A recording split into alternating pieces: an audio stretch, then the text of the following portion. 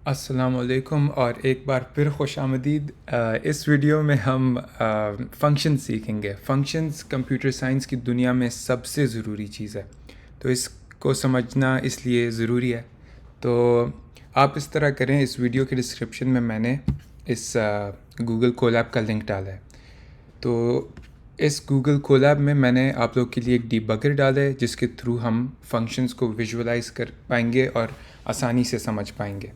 तो अगर आप एक देखना चाहें कि ये किस तरह लिखा गया है, तो ये मैंने नहीं लिखा, ये किसी ने स्टैक ओवरफ्लो एक फॉरम में उस पर था, तो मैंने वहाँ से लिया है। लेकिन अगर गलती से आपसे खुल जाए तो राइट क्लिक करें कहीं भी, फॉर्म और हाइड कोड, तो ये छुप जाएगा। थोड़ा सा जूम कर लेता हूँ। तो सबसे पहले तो ये सबसे ऊपर वाला सेल रन करें, ठीक है। और अब समझते हैं कि फंक्शंस क्या होते हैं।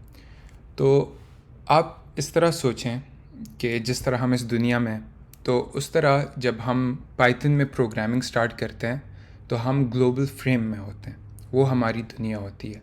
उस दुनिया से हम और छोटे दुनिया भी बना सकते हैं।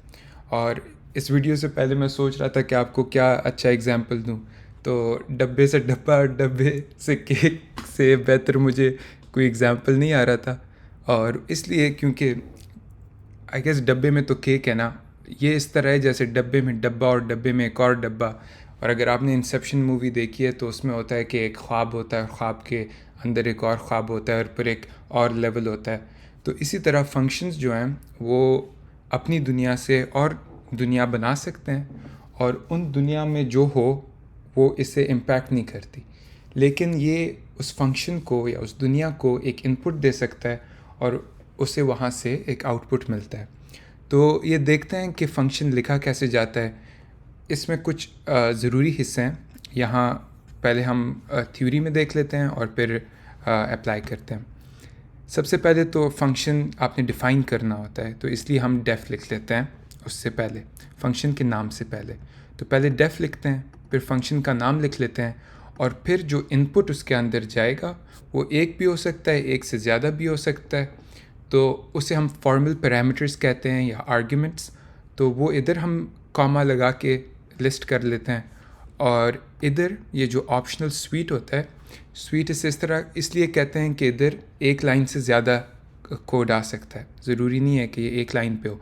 फंक्शन के बॉडी में काफ़ी लाइंस हो सकते हैं, और आखिर में ज़रूरी नहीं है, लेकिन अगर आप उस दुनिया से कुछ वापस अपनी दुनिया में लाना चाहते हैं तो उसे आप रिटर्न करते हैं। तो कोई एक्सप्रेशन, और एक्सप्रेशन क्या होता है? एक्सप्रेशन एक ऐसी चीज़ होती है जो इवेल्युएट हो सके, जो कंप्यूटर कैलकुलेट कर सके। तो ये हमारा फंक्शन होता है। डेफिनेशन होता है, नाम होता है, फॉर्मल पैरामीटर्स होते हैं, ऑप्शनल एक स्वीट होता है, और एक रिटर्न एक्सप्रेशन होता है। क्योंकि एक सेल टेक्स्ट सेल है, आपको रन करने की ज़रूरत नहीं है, लेकिन शिफ्ट एंटर वैसे दबा लें तो नेक्स्ट ब्लॉक ऑफ कोड पे चला जाएगा। अब ये जो है, ये जो डिबगर है, उसको यूज़ करने के लिए हमने ये ऐड किया है।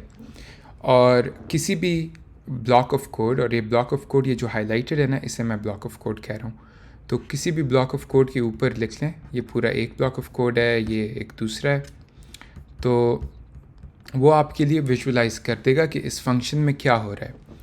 तो पहले तो आप देख लें, मैंने डिफ़ाइन कर लिया है, फिर उसका नाम डाल दिया है, फिर उसके फॉर्मल पैरामीटर्स इधर एक है, लेकिन ज़्यादा भी हो सकते थे, फंक्शन पे डिपेंड करता है ना। अब जब हम एक नंबर का स्क्वायर लेते हैं तो उस में तो सिर्फ एक ही नंबर हमें चाहिए ना।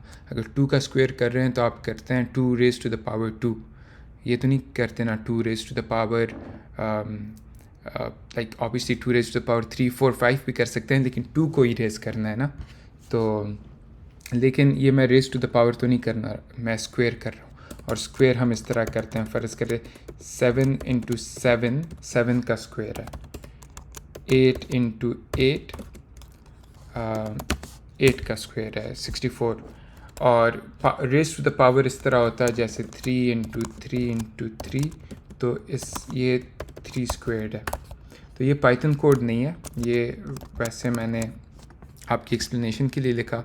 और क्योंकि इसके सामने मैंने एक हैशटैग लगा लिया, तो ये अगर मैं अब रन करूँ तो मुझे एरर नहीं देगा। लेकिन अगर ये मैं हटा के रन करूँ तो क्योंकि ये पाइथन कोड नहीं है तो वो इधर कहीं नीचे मुझे एरर देगा। ये एरर आ गया। तो खैर, और क्योंकि ये डिबगर हम यूज़ कर रहे हैं तो अगर आप देखें, अगर मैंने रन किया, गलती थी तो काफ़ी चीज़ें आई, तो इससे घबराना नहीं है। ये आप हटा के देख लें कि आपको फिर वो सिर्फ एरर बता देगा, तो एक ही बात है। लेकिन अब इसे ठीक करके हम लिख लेते हैं तो देखेंगे कि 2 का स्क्वायर ये किस तरह करता है। और जब फंक्शन हमने डिफ़ाइन कर लिया तो यहाँ सिर्फ ये डिफ़ाइन हुआ है। ये चलाने के लिए या कॉल करने के लिए हमने ये 2 ब्रेसेस लगाने हैं और फिर जो इसका इनपुट है वो इसे देना है। यहाँ हमने बताया कि ये फंक्शन जब भी कॉल होगा या चलाया जाएगा तो उसको हम एक नंबर देंगे। उस नंबर को हमने वैसे नाम x दे दिया है। तो अब इसे हम रन करते हैं। शिफ्ट एंटर दबाया मैंने और यहाँ ये पूरा मैंने आपको पहली वीडियो में बताया था कि Python line by line execute होता है। तो अगर ये डिबगर हम ना लगाएं तो वो ऑटोमेटिकली सारा एक्सिक्यूट कर लेता है। ये डिबगर फिलिप गो ने बनाया है और ये हमारे लिए विजुलाइज करता है कि क्या होता है। और अब जैसे मैं ग्लोबल फ्रेम कह रहा था, या जो हमारी सबसे बाहर की दुनिया है उससे ये लोग यहाँ ग्लोबल फ्रेम कहेंगे। तो जैसे हम पहला लाइन एक्सिक्यूट करेंगे तो यहाँ राइट साइड पे आप देखेंगे कि एक ग्लोबल फ्रेम आ गया। और यहाँ आप देख सकते हैं कि ये हमें क्या बता रहा है कि ये ग्रीन में जो है ये line that has just executed, यानी कि वो लाइन जो अभी एक्सिक्यूट हुई है, और नेक्स्ट लाइन टू ये जो रेड है ये जो नेक्स्ट लाइन एक्सिक्यूट होगी वो हमें बता रहा है कि ये वाला हो गया है, अब मैं इधर आ गया हूँ। तो क्योंकि इधर लाइन 3 पे कुछ नहीं था और क्योंकि ये फंक्शन की बॉडी है तो ये दोनों लाइन स्किप हो जाते हैं। तो इधर क्या हुआ, हम अगर बैक जाएं तो फंक्शन अभी नहीं रन हुआ। जब हमने अपना प्रोग्राम रन किया तो सबसे पहला लाइन रन हुआ और उसमें हमने पाइथन को बता दिया कि ये रिटर्न तक जो भी आ रहा है, या ये जो इंडेंटेड चीज़ है ना, तो यहाँ तक जो भी आ रहा है, इंडेंट हम ये स्पेस 4 स्पेसेस या टैब को कहते हैं, तो वो जो भी आ रहा है वो इस फंक्शन की बॉडी है। ये ऑप्शनल स्वीट या रिटर्न एक्सप्रेशन वाला हिस्सा है और इसे आप स्किप कर दें क्योंकि ये हम तब भी यूज़ करेंगे जब ये फंक्शन कॉल होगा। और कॉल हम उसे लाइन 4 पे कर रहे हैं। हम ये फंक्शन स्क्वायर को 2 इनपुट दे रहे हैं। तो जब ये लाइन 4 एक्सिक्यूट होगा हम पाइथन को बता रहे हैं कि अब वो जो स्क्वायर फंक्शन मैंने डिफ़ाइन किया था आप उसे एक्सिक्यूट कर लें और जो इनपुट मैं दे रहा हूँ उसके साथ। तो अगर हम अब फॉरवर्ड करें तो देखें ये बता रहे हैं कि अब हम फंक्शन पे आ गए हैं क्योंकि अब फंक्शन एक्सिक्यूट होगा। हमने इधर लाइन 4 पे बता दिया था कि हमने ये स्क्वायर फंक्शन एक्सिक्यूट करना है। तो सॉरी, आई थिंक इधर कोई एरर तो नहीं है, लेकिन ये क्या मसला दे रहा है। आई थिंक मैं कुछ प्रिंट या कुछ नहीं कर रहा ना, तो वो हमें कोई आउटपुट ही नहीं दे रहा। तो लेट्स ट्राई दैट अगेन। ठीक है, तो अब हो रहा है, लेकिन मेरे ख्याल में ये प्रिंट हमें नहीं चाहिए। प्रिंट क्या करता है कि जो आपका लाइक स्क्रीन होता है या इधर एक छोटा सा डब्बा इन्होंने बनाया है उसमें जो आप आउटपुट चाहते हैं वो प्रिंट कर लेता है। तो एक बार अच्छा अब हो रहा है, पता नहीं इसे क्या मसला हो गया था। तो अच्छा बैक चलते हैं। फंक्शन डिफ़ाइन किया, फंक्शन को कॉल किया, वो फंक्शन पे गया।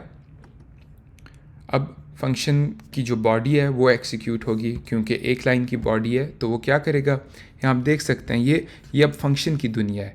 देखें बैक चलते हैं। मैंने कहा था कि जब फंक्शन हम कॉल करते हैं तो हम फंक्शन की दुनिया में चले जाते हैं। तो ये देखें ये नेक्स्ट लाइन टू एक्सिक्यूट है, ये हम वापस चले गए ना। तो जब ये लाइन एक्सिक्यूट होगा तो हम एक नई दुनिया बना रहे हैं। उस दुनिया को हम नाम क्या दे रहे हैं, जो भी आपने फंक्शन को नाम दिया है हम उसे वही कह रहे हैं। तो एक स्क्वायर का फ्रेम बन गया, एक स्क्वायर का फ्रेम बन गया, उसको आपने इनपुट 2 दिया, तो ये रिटर्न करेगा 4। ठीक है, ये इस दुनिया से आपने बोला है कि इधर से मुझे कुछ चीज़ वापस चाहिए और वो इधर आपने लिखी है। ठीक है, तो वो ये रिटर्न हो गई और इसे आप प्रिंट भी कर सकते हैं। और अगर प्रिंट करें तो वो आपका जो स्टैंडर्ड आउटपुट होता है इधर जो इन्होंने इस डब्बे को बनाया है उधर आ जाता है। जब हम कंप्यूटर में कर रहे थे तो वो आपका टर्मिनल होता है, उधर आउटपुट कर लेता है। तो अब देखते हैं कि ये फंक्शंस क्यों ज़रूरी है और क्या मतलब ये दुनिया बना रहे हो और कर रहे हो, इसका क्या फ़ायदा। तो सबसे पहले दो वेरिएबल्स डिफ़ाइन करते हैं, x उसे 10 वैल्यू दी है, y उसे 20 दी है, और फिर हम एक फ़ंक्शन डिफ़ाइन कर रहे हैं, उसका नाम है सम ऑफ स्क्वेयर्स, और वो दो इनपुट लेगा, x लेगा और y। और ये फ़ंक्शन क्या करेगा, इसे हम फ़ंक्शन की डॉक्यूमेंटेशन कहते हैं, ठीक है। आप 3 ब्रैकेट में अंदर इधर कुछ भी लिख सकते हैं और वो पाइथन इग्नोर करेगा, और आपने बंद से इन्हीं 3 डबल कोट से करना है। तो इससे ये होता है कि हम एक दूसरे को बता सकते हैं कि ये फ़ंक्शन करता क्या है, और ये जितना आप डिटेल में लिखे उतनी बेहतर है, क्योंकि आप फिर बता सकते हैं कि इनपुट x जो है वो एक नंबर है और y जो है वो भी एक नंबर है, और ये क्या कर रहा है, ये रिटर्न करेगा ये फंक्शन। अभी तक हमने लिखा नहीं है, आप ये सारा नीचे इग्नोर कर लें, अभी हम इसे लिखेंगे। तो ये क्या करेगा, ये x लेगा और y लेगा और उनका sum of the squares of x और y। तो पहले x का स्क्वायर निकाल लेते हैं, वो क्या होगा, वो होगा x इंटू एक्स। फिर y का स्क्वायर निकाल लेते हैं, वो क्या होगा, y इंटू वाई। और हम रिटर्न क्या करना चाहते हैं, X square plus Y square. तो इसे हम इस तरह भी लिख सकते हैं ताकि नाम ये भी कन्वे करता है, आई थिंक, कि ये क्या कर रहा है ना। तो कंप्यूटर के लिए तो ये बस दो लेटर्स हैं ना, अगर आप ए बी लिखें, जो भी लिखें, लेकिन अगर आपको पता हो उन लेटर्स का क्या मतलब है तो दैट्स इम्पॉर्टेंट, क्योंकि कंप्यूटर के लिए पहली वीडियो में हमने डिस्कस किया था कि ये तो वंस और ज़ीरोज़ में कन्वर्ट हो जाएगा। तो आप जो भी बोलेंगे वो करेगा, लेकिन अगर आपको नहीं पता कि आप क्या कर रहे हैं तो कंप्यूटर उसमें कोई वो माइंड नहीं करेगा, वो एग्जीक्यूट कर लेगा लेकिन गलत शायद हो। तो अच्छा, अब हमने ये फंक्शन डिफ़ाइन तो कर लिया लेकिन मैंने रन नहीं किया ना, तो चलें इस तरह भी देख लेते हैं कि अगर फंक्शन डिफ़ाइन करके रन ना करे तो क्या होता है। थोड़ा जूम आउट कर लेता हूँ। तो पहले x डिफ़ाइन हो गया ग्लोबल फ्रेम में, ठीक है, क्योंकि देखें फंक्शन के बाहर है। और फिर y डिफ़ाइन हो गया वो 20। फिर हमने फंक्शन डिफ़ाइन कर लिया, ये सम ऑफ स्क्वेयर्स, वो एक फंक्शन है सम ऑफ स्क्वेयर्स जो x और y लेता है, और ये सारा हमारा विजुअलाइजेशन हो रही है। और उसके बाद क्योंकि हमने और कुछ नहीं किया, ये फंक्शन की बॉडी याद रखें तब तक नहीं एग्जीक्यूट होती जब तक हम ये फंक्शन कॉल नहीं करते, और ये फंक्शन देके हमने कॉल नहीं किया। कॉल कैसे करते हैं, आपने उस फंक्शन का नाम लिख लेना है और x और y या जो भी इनपुट देना है। अब ज़रूरी नहीं है कि उसका नाम सेम हो, ये a और b कर लेते हैं। तो इसमें हम दो नंबर्स दे रहे हैं a और b, और उसे पता है कि यहाँ जो भी आएगा उसे मैं x कहूँगा। सम ऑफ स्क्वेयर्स की दुनिया में जो भी आप इधर पास करेंगे वो उसके लिए x होगा, और जो भी आप इधर पास करेंगे वो उसके लिए y होगा। अब रन करते हैं, देखते हैं क्या होता है। तो a डिफ़ाइन हो गया, b डिफ़ाइन हो गया, फंक्शन डिफ़ाइन हो गया, ये सब ग्लोबल फ्रेम में। अब हम एक फ़ंक्शन कॉल कर रहे हैं, तो जब कॉल कर रहे हैं तो एक दूसरी दुनिया बन गई। उसमें हमने नंबर दिया है a और b, और क्योंकि a और b का वैल्यू 10 और 20 थी तो वो यहाँ 10 और 20 आ गई है। अब ये फंक्शन एग्जीक्यूट होगा। याद रखिए मैंने कहा था कि ये सारा डॉक्यूमेंटेशन है, तो ये स्किप हो जाएगी, जैसे कमेंट होता है उसी तरह। अब फंक्शन की जो ऑप्शनल स्वीट है वो हमने ऑप्शनल नहीं की, वो हमने डाल दी है। तो एक्स स्क्वेयर हम कैलकुलेट कर रहे हैं, 10 का स्क्वेयर क्या होगा, 10 इंटू 10 करेंगे, एक्स स्क्वेयर 100 आ गया। y इंटू वाई करेंगे 20 इंटू 20 400, और फिर 100 और 400 को हम इधर आखिर में ऐड कर रहे हैं और वो रिटर्न कर रहे हैं। तो ये हमारा 500 रिटर्न हो गया। तो ये सिर्फ मैं आपको दिखाना चाह रहा था कि फंक्शंस के थ्रू हम एब्स्ट्रैक्शन बना सकते हैं। एब्स्ट्रैक्शन का मतलब क्या होता है? ऐसी चीज़ें जो मुख्तलिफ़ ख़यालात आपके लिए इनकैप्सुलेट कर लेती हैं, मतलब इकट्ठी कर लेती हैं, और एक कमांड के थ्रू वो सब एग्जीक्यूट कर लेती हैं। शायद आपने वो प्रोग्राम महीना, 2 महीने, 3 महीने सोच के लिखा हो, लेकिन उसको आपने एक नाम दिया है और आपको पता है कि उसको क्या इनपुट देना है और उससे क्या आउटपुट मिलना है, और आप डिफ़ाइन कर लेंगे और वो फंक्शन हमेशा उसी तरह चलेगा। अब इसी तरह एक दूसरा छोटा सा फंक्शन मैंने लिखा है। ये आपको बताता है कि एक नंबर बिलियन से ज़्यादा है, मतलब 10⁻⁹ से ज़्यादा है। बिलियन में 9 ज़ीरो होते हैं। तो देखते हैं कि ये जो है, जिसमें आई थिंक कितने ज़ीरो है, 1 2 3 6, और सो ये तो यहाँ तक आई थिंक 1 मिलियन हो गया, तो ये 10 मिलियन और ये 90 मिलियन है। तो आई थिंक 90 मिलियन है या 900 मिलियन है, सॉरी। ये देखें, कॉमास अगर इधर डाल देना तो मिलियन में 6 ज़ीरोज़ होते हैं और बिलियन में 9 होते हैं, तो ये 900 मिलियन है। और ये इसलिए 900 मिलियन है ना, क्योंकि अगर इसे हम 999 मिलियन और 9 इसी तरह ना, लाइक बिल्कुल सिर्फ एक नंबर बिलियन से कम, तो ये हमें बताएगा कि ये बिलियन से कम है। और बिलियन के बराबर भी हम नहीं कह रहे, क्योंकि अगर बिलियन के बराबर करना होता तो फिर ग्रेटर देन और इक्वल टू कहते, लेकिन हमने ग्रेटर देन कहा है, तो ये बिलियन पे भी नहीं चलेगा। तो फंक्शन डिफ़ाइन हुआ। अब फंक्शन हम यहाँ अंदर कॉल कर रहे हैं, और वो जो रिटर्न कर रहा है, ये अंदर वाला चीज़ जो रिटर्न कर रहा है, वो हम इस प्रिंट फंक्शन को पास कर रहे हैं। तो ये इसी तरह था जैसे हम लिखते हैं यूँ।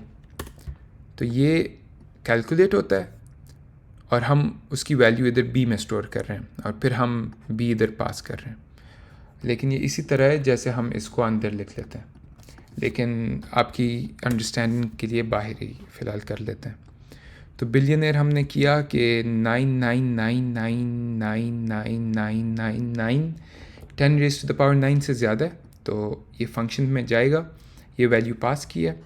ये देखें, ये बिलियनेयर की दुनिया आ गई है, और इसमें रिटर्न करते हैं कि ये नंबर जो हमने पास किया है, क्या ये इस नंबर से ज़्यादा है? तो ऑब्वियसली नहीं है, क्योंकि ये पाइथन हमारे लिए कैलकुलेट कर लेता है। पाइथन ये बिल्कुल बेसिक से ऑपरेशंस कर सकता है, लेकिन कॉम्प्लिकेटेड चीज़ें हम इस कोर्स में सीखेंगे किस तरह करते हैं।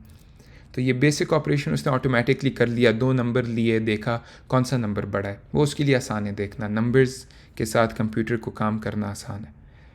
तो उसने रिटर्न किया कि नहीं, ये नहीं है बिलियनेयर, क्योंकि एक नंबर कम था। तो ये एक नंबर डाल देते हैं, तो ये बाकी सब ज़ीरो हो जाएंगे।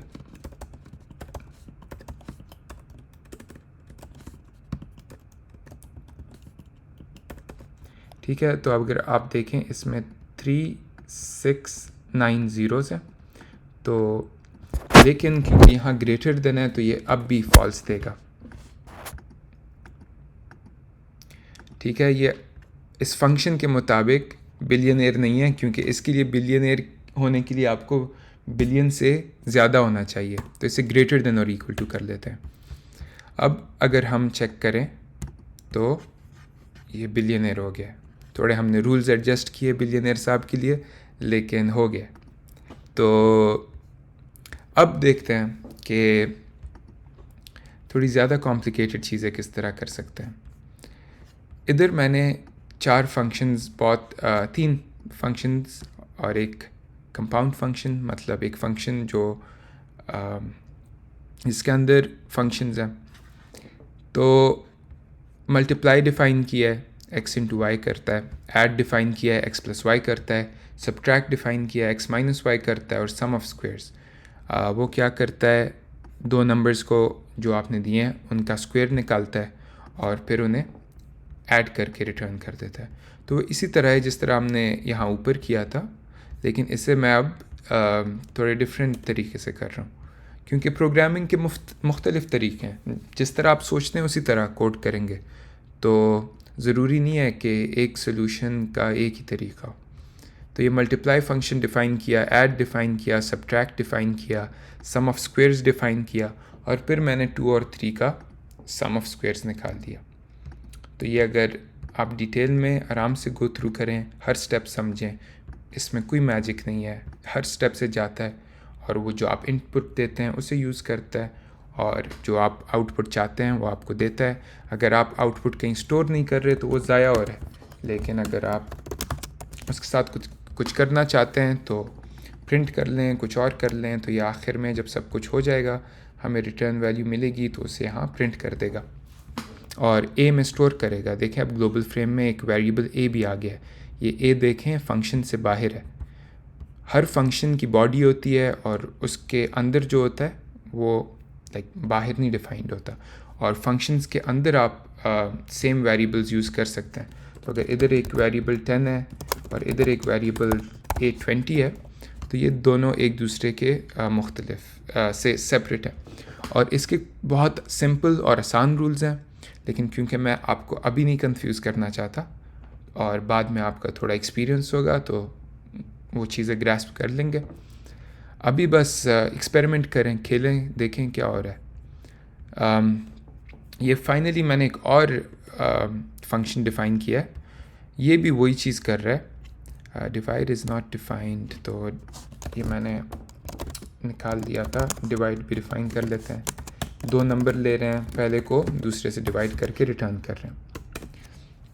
तो अभी हमारे पास 3 फंक्शंस हैं, मल्टीप्लाई, ऐड, डिवाइड, और ये एब्स्ट्रैक्शन मैं आपको दिखाना चाह रहा हूँ कि किस तरह हम स्पेसिफिक सोच से थोड़ा बाहर, यानी कि एब्स्ट्रैक्ट तरीके से सोच सकते हैं। और वो इस तरह मैं आपको दिखा रहा हूँ कि ये फंक्शन मैंने डिफ़ाइन किया है, टू ऑपरेटर। ये क्या करता है, नाम ही लंबा, इससे ना कंफ्यूज हो जाए। तो ये क्या नाम रखूँ, टू रख लेते हैं, ठीक है। तो टू क्या करता है, ये 2 फंक्शन लेता है और पहले फंक्शन ये जो आपने ये तीसरे नंबर पे वेरिएबल दिया है, पहला फंक्शन उस पर अप्लाई करता है, दूसरा फंक्शन चौथे वेरिएबल पे अप्लाई करता है, और फिर नहीं, वही पहला फंक्शन दूसरे पे अप्लाई करता है, और ये जो दूसरा फंक्शन है जो रिज़ल्ट आता है उस पर अप्लाई करता है। मसलन से पहले ये क्यों ज़रूरी है, ये इसलिए ज़रूरी है क्योंकि आप इधर कोई भी फंक्शन पास कर सकते हैं, मुझे नहीं परवाह, मैं वो फंक्शन लूँगा और उसमें ये 2 बार पास कर दूँगा, और ऑब्वियसली फिर चाहिए कि वो फंक्शन सिर्फ 2 इनपुट ले, ठीक है, क्योंकि इसी तरह मैंने डिफ़ाइन किया। और फिर जो दूसरा फंक्शन है उसमें भी 2 चीज़ें जाती हैं, और मैं क्या डाल रहा हूँ, इस फंक्शन के हेल्प के थ्रू ये ए और बी डाल रहा हूँ। मुझे नहीं पता ए और बी क्या होंगे, वो जो आप मुझे एफ फंक्शन देंगे उसके मुताबिक मैं ये कैलकुलेट करूँगा। तो इसके साथ आपने एक्सपेरिमेंट करना है, इधर मल्टीप्लाई लिख लेना है, इधर डिवाइड लिख लेना है, इधर ऐड लिख लेना है, इधर आप एक सब्ट्रैक्शन फंक्शन भी डिफ़ाइन कर लें। और मैं हटा देता हूँ, आपने ख़ुद डिफ़ाइन कर लेना है, ठीक है। और अभी जल्दी से देख लेते हैं कि क्या हो रहा है। तो f मैंने ऐड पास किया और g डिवाइड और x2 और y3, और अब एक्सिक्यूट करते हैं। तो लाइन बाय लाइन होता है, याद रखें। तो पहला लाइन मैंने खाली छोड़ा है तो दूसरी लाइन से शुरू हो रहा है। तो फंक्शंस डिफ़ाइन हुए और फंक्शंस की बॉडी स्किप हुई, क्योंकि अब ये भी देखें इसकी भी बॉडी स्किप होगी, क्योंकि जब तक फंक्शन कॉल नहीं होता तो फंक्शन एक्सिक्यूट नहीं होता। और अब ये टू फंक्शन कॉल होगा और उसमें वो 2 फंक्शन हम पास कर लेते हैं। तो ये हमें बता रहा है कि ये जो f पास हुआ है वो ये ऐड फंक्शन आपने मुझे दिया था, और g डिवाइड, और फिर ये वो दोनों फंक्शंस को लेगा, पहले ऐड में x और x पास करेगा। तो ऐड पे गया, x और x पास किया, तो ऐड ने रिटर्न किया 4, फिर इसी तरह दोबारा ऐड कॉल हुआ और फिर डिवाइड कॉल हुआ क्योंकि जी हमने डिवाइड पास किया है, और फिर आखिर में उसका रिज़ल्ट हमें दे दिया। और ये रिज़ल्ट आप प्रिंट भी कर सकते हैं। ताकि वो आउटपुट वाले डब्बे में आ जाए। तो दोबारा शिफ्ट इंटर से रन करें या इससे भी रन कर सकते हैं। और अगर ये आउटपुट आपको इनॉय कर रहा है या आपको किसी भी वजह से हटाना है तो इसके थ्रू हटा सकते हैं। दोबारा लाना है तो शिफ्ट और एंटर। और अगर किसी वजह से नहीं चल रहा तो आपने ये प्ले बटन दबाना भूल गए आप। और अगर इससे भी बड़ा मसला आ रहा है तो रन टाइम रिस्टार्ट कर लें आप, ठीक है। और ये इस तरह है कि आप कंप्यूटर रिस्टार्ट कर लेते हैं और रिस्टार्ट करके आप कुछ नहीं भी कर सकते कि बस सारा आउटपुट वगैरह ख़त्म हो जाता है। और इस तरह भी कर सकते हैं कि सारे कोड सेल्स दोबारा रन करें। तो अब देखिए रिस्टार्ट हो गया, कंप्यूटर चल रहा है। और अब इसे हम रिस्टार्ट करके सब कोड सेल्स एग्जीक्यूट करेंगे। जब कोड सेल एग्जीक्यूट होता है तो जिस ऑर्डर में एग्जीक्यूट हुआ होता है उसका नंबर उसके ऊपर आ जाता है। तो पहली बार जब ये डिबगर आप रन करेंगे ये आपको ये वार्निंग देगा, आप इसे बस दोबारा रन कर लें। शिफ्ट और एंटर दबाएंगे तो वो वार्निंग चली जाएगी। इसी तरह सारे कोड सेल्स आप एग्जीक्यूट कर लें। 2 पे पहुंच गए, इसलिए मैं दिखाना चाह रहा था कि वो प्रिंट कर लें। तो ये हमारा आउटपुट आया ये फंक्शन एग्जीक्यूट करने का। तो ये एक फ़ंक्शंस की बहुत तेज़ ओवरव्यू थी और इसलिए तेज़ थी ताकि आप बोर ना हो और इस वीडियो के बाद बैठ के ये वीडियो की लिंक की डिस्क्रिप्शन में जाएं और इसके साथ आप ख़ुद एक्सपेरिमेंट करें। तो इंशाल्लाह फिर जब भी नेक्स्ट वीडियो बनाऊं, कोशिश तो कर रहा हूं कि हर दिन, लेकिन कल मिलेंगे। अल्लाह हाफ़िज़।